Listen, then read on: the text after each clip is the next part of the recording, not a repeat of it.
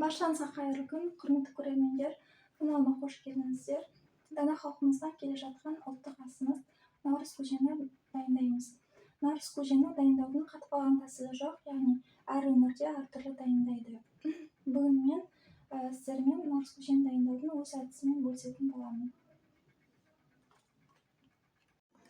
Бисмиллах, наурыз көжені дайындауға кірісеміз. Бізде жылқының еті сүрленген болу керек міндетті түрде. Және сонымен қатар дәнді дақылдарымыздан бізде сары жүгері, күріш, тары, кішкене ағарған, бізде айран, қолдың айраны және құрт қосамыз. Су құюдың негізгі мақсаты біздің ұрпағымыз көбейсін және осы судай асып бассын деген ананы білдіреді екен. Суымызды мөлшерге дейін құямыз, сосын қайнатамыз. Біз жүгерімізді алдын ала 1 сағат жарымда қайнатып, жартылай пісіріп алдым. Жарты сағатта қайнатып аламыз.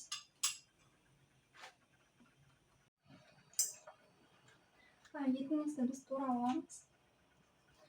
Дәнді дақылдарымыз қайнап піскенше.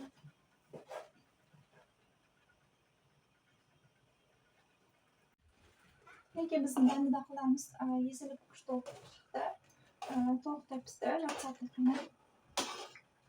Енді біз туралған етімізді жарты бөлігін салып жібереміз.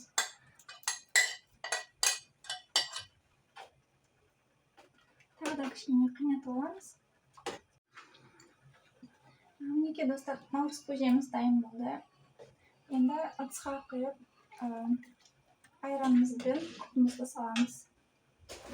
Көжеміз дайын болды. Енді біз құртымызды ерітіп жүргізіп алдық. Құртымызды салып аламыз.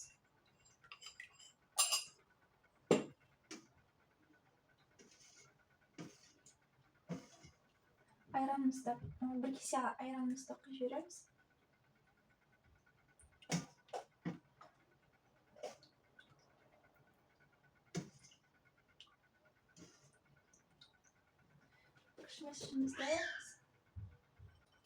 Кішмешімізді салып жібереміз.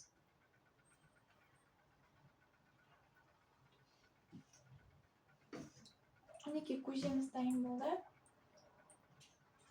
Міндетті түрде осылай жасап көріңіздер. Дәмі ерекше болады.